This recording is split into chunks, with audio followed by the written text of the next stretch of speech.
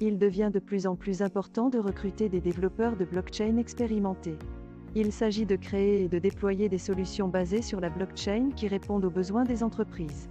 Pour ce faire, les employeurs doivent d'abord comprendre les besoins de leur entreprise et le type de solution blockchain qu'ils souhaitent créer. Les employeurs peuvent ensuite effectuer des recherches sur des sites d'emploi en ligne, publier des offres d'emploi et participer à des salons professionnels et à des conférences pour trouver le bon développeur. Lors de l'évaluation des candidats, les employeurs doivent rechercher des développeurs expérimentés dans les technologies de registres distribués, la cryptographie et la création de contrats intelligents. De plus, ils doivent rechercher des langages de codage. En outre, les employeurs doivent évaluer les compétences générales du développeur, telles que le travail d'équipe, la communication et la résolution de problèmes. Enfin, les employeurs devraient offrir une rémunération et des avantages compétitifs afin d'attirer et de retenir les meilleurs candidats. Cet article fournit un aperçu complet des étapes nécessaires à l'embauche d'un développeur de blockchain qualifié. En comprenant les besoins d'une entreprise et en recherchant des développeurs possédant l'expérience et les compétences techniques nécessaires, les organisations peuvent trouver le bon candidat pour leur projet. En outre, il est important d'évaluer les compétences générales du développeur, telles que le travail d'équipe et la communication, et de fournir une rémunération compétitive pour attirer et retenir les meilleurs candidats. Le suivi de ces étapes clés peut aider les organisations à trouver un développeur de blockchain qualifié et à créer des solutions de blockchain efficaces.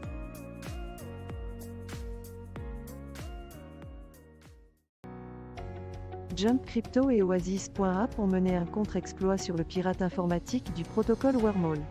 Ils ont récupéré 225 millions de dollars sur les 321 millions de dollars d'actifs numériques volés. Les actifs ont été transférés dans un portefeuille contrôlé par un tiers autorisé, conformément à une ordonnance du tribunal. Cette récupération a été possible en raison d'une vulnérabilité dans la conception de l'accès multisig d'administration. Cet article détaille un événement au cours duquel Jump Crypto, une société d'infrastructure Web3, et Oasis.app, une plateforme de finance décentralisée, ont exécuté un contre-exploit sur le pirate informatique du protocole Wormhole, récupérant finalement 225 millions de dollars d'actifs numériques et les transférant vers un portefeuille sécurisé. Il est à noter que l'attaque Wormhole a eu lieu en février 2022 et a entraîné le vol d'environ 321 millions de dollars en rap-tête.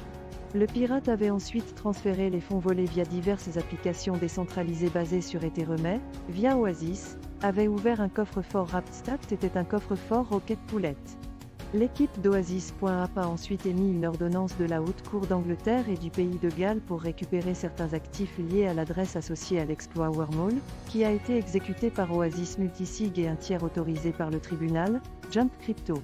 Il est à noter que l'historique des transactions des deux coffres-forts montre qu'Oasis a transféré 120 695 7 et 3213 RET le 21 février et les a placés dans des portefeuilles contrôlés par Jump Crypto, et que le pirate avait également une dette d'environ 78 millions de dollars sur le stablecoin DAI de MakerDAO, qui a été récupéré.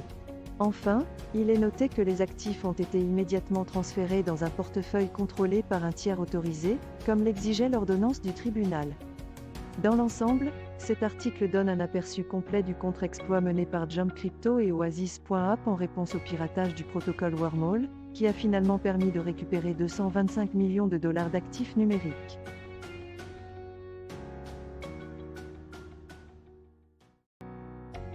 Les prix des crypto-monnaies ont bondi au cours de l'année écoulée. Le Bitcoin, l'Ethereum et d'autres crypto-monnaies majeures ont connu une augmentation substantielle de leur valeur. Les traders sont de plus en plus convaincus que la politique monétaire extrêmement souple de la Réserve fédérale depuis le début de la pandémie de Covid a contribué à faire grimper le prix du Bitcoin. Le prix a atteint un sommet de près de 70 000 dollars par Bitcoin en 2021. L'ancien directeur général de BitMEX et trader chevronné Arthur Hay a prédit que la réponse de la Fed à une autre situation désagréable pourrait déclencher une nouvelle hausse du Bitcoin et de la cryptographie. Il a toutefois prévenu que le prix du Bitcoin pourrait retomber sous la barre des 20 000 dollars à court terme. Dans le même temps, Robert Kiyosaki a prédit un krach géant sur les marchés financiers, avec la possibilité d'une dépression. La Fed pourrait alors être obligée d'imprimer des milliards, ce qui pourrait faire grimper le prix du Bitcoin à 500 000 dollars. Cet article décrit efficacement l'état actuel du marché des crypto-monnaies, ainsi que le sentiment des investisseurs. Il met également en lumière l'impact potentiel des politiques de la Réserve fédérale, ainsi que la possibilité d'un moment de corrélation immédiate et d'un krach géant sur les marchés financiers. Il décrit également la possibilité d'une course haussière majeure du Bitcoin, le prix pouvant atteindre 500 000 $ par Bitcoin. Dans l'ensemble, il fournit un aperçu complet de l'état actuel du marché des crypto-monnaies et de la possibilité de mouvements de prix majeurs dans un avenir proche.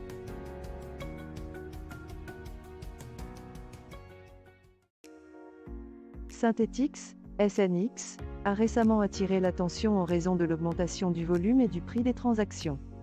Le déploiement réussi de Synthetix V3 sur Ethereum et Optimism suggère que le réseau est sur le point de poursuivre sa croissance. Des indicateurs positifs tels que le taux de financement de DI, les sorties de change et le sentiment des investisseurs renforcent encore cette situation. Cependant, une baisse de l'offre de Synthetix détenue par les meilleures adresses pourrait indiquer une évolution baissière des cours dans un avenir proche. De plus, une baisse de son ratio MVRV pourrait également indiquer une évolution baissière des prix dans un avenir proche. Cet article donne un aperçu des récentes performances de Synthetix, SNX, en mettant l'accent sur son volume de transactions, ses frais, ses revenus et sa valeur totale verrouillée. Il examine également les performances du réseau en chaîne, en démontrant des indicateurs positifs dans des domaines tels que le taux de financement de DI, les sentiments positifs et les sorties de change.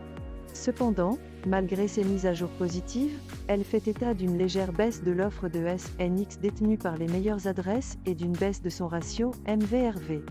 Dans l'ensemble, cet article fournit un examen complet des performances récentes de Synthetix et donne un aperçu de sa croissance future potentielle.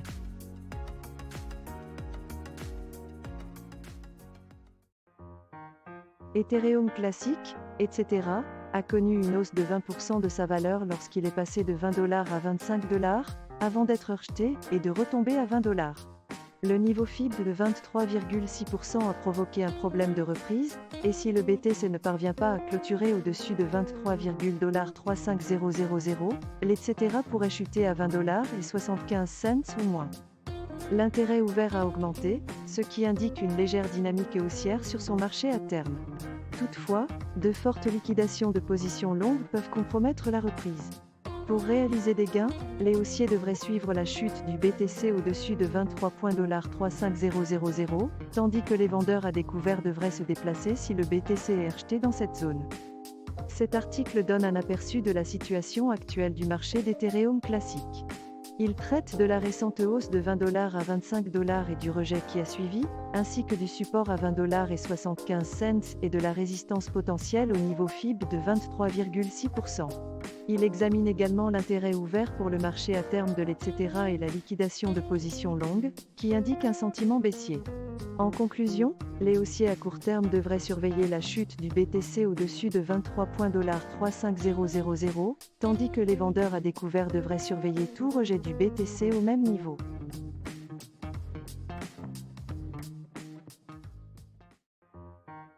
Le Bitcoin a tenté de clôturer la semaine au-dessus de 23 000 $, mais n'a pas réussi à atteindre les niveaux importants signalés par les analystes. Malgré un certain optimisme quant au fait que 30 000 $ serait un aimant pour le Bitcoin, les perspectives sont restées incertaines. Les difficultés liées à la Réserve fédérale et les principales moyennes mobiles, telles que les lignes de tendance à 50 semaines et à 200 semaines qui se sont maintenues au-dessus de 25 000 $, ont contribué à l'incertitude. Cet article décrit l'état actuel du Bitcoin. Malgré un léger retour, le Bitcoin reste en deçà des niveaux importants signalés par les analystes et se heurte à la résistance des carnets d'ordre de change et des principales moyennes mobiles. Le trader populaire Kaleo reste optimiste, prédisant que 30 000 $ attireront la crypto-monnaie, tandis que le trader et analyste Max pense que la hausse du BTC ne commencera qu'une fois le décolleté cassé. D'un autre côté, Mike Mulcaglone de Bloomberg Intelligence a exprimé des doutes quant à la capacité des haussiers à surmonter la zone de résistance de 25 000 $, prédisant qu'il faudra peut-être attendre un certain temps avant que les options d'achat et de conservation ne prennent le dessus. En outre, la baisse du MA à 50 semaines indique que la tendance est toujours à la baisse.